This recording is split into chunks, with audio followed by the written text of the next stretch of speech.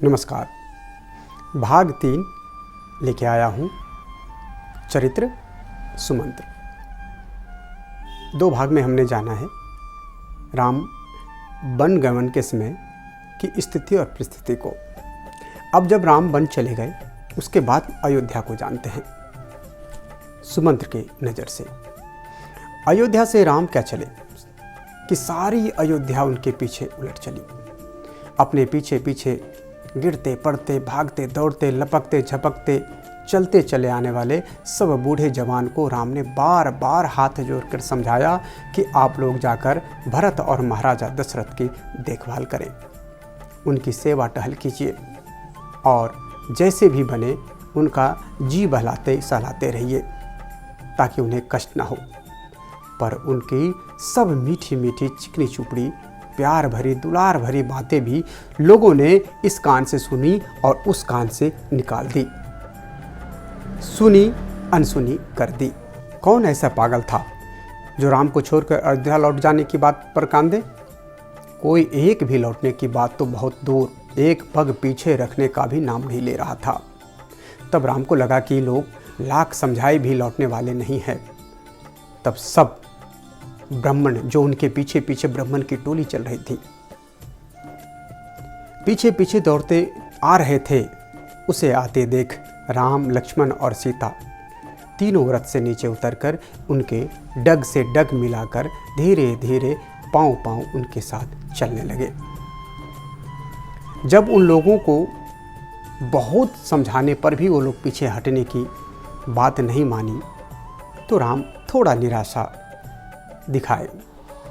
पर उन लोगों के बहुत कहने पर भी राम पैदल ही चलते रहे। ब्राह्मणों ने भी उनको समझाया कि आप रथ पर बैठिए, हम लोग पैदल चल रहे हैं। लेकिन नहीं, राम ने कहा अगर आप हठी हैं तो हम भी हठी हैं, हम भी पैदल ही आप लोगों के साथ चलते रहेंगे। तब उन्होंने राम से 2 टूक जी खोल कर कह दिया कि आप माने या ना माने, जब तक आप लौटकर अयोध्या में पैर नहीं धरते तब तक हम लोगों के घरों में पड़े हुए यज्ञ के कुंड ठंडे पड़े रहेंगे। यज्ञ होंगे नहीं, हवन होंगे नहीं, यज्ञ का कुंड प्रज्वलित नहीं होगा। इसलिए हे राम, हमारे कही मानकर वापस लौट चलो।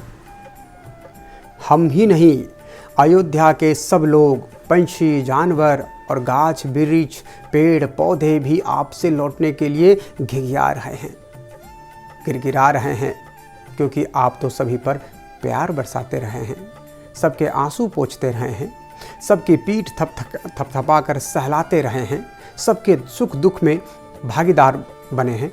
आपके बिना किसी की सांस चल पाएगी क्या? किसका मुंह खुल पाएगा? किसके पांव चल पाएंगे? किसकी आंखें ठंडी हो पाएगी? इस ढंग से लौट चलने की पुकार मचाते हुए अपने टेक पर अड़े हुए लोगों के साथ धीरे धीरे जनवासे की चाल चलते हुए वे सब तमसा नदी के तीर पर जा ही तो पहुँचे। वहाँ पहुँचकर राम ने लक्ष्मण और सीता के साथ डेरा जा डाला।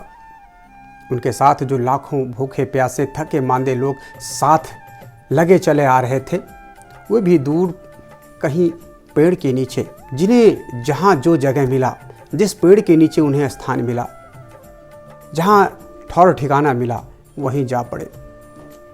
रात चट चली थी, इसलिए थोड़ी ही देर में सबकी आंखें लग गई थी, क्योंकि पूरे दिन लोग थके थे, पैदल चल रहे थे और सब लोग खाने पीने की सारी सुध बुध भूलकर गहरी नींद में जा डूबे। इधर राम भी इसी सोच में बैठे जा रहे थे कि हमारे पीछे महाराजा की सुध कौन लेगा, हमारी माँ कौशल्या को कौन ढाढ़स बंधावेगा, कौन उनकी देखभाल करेगा।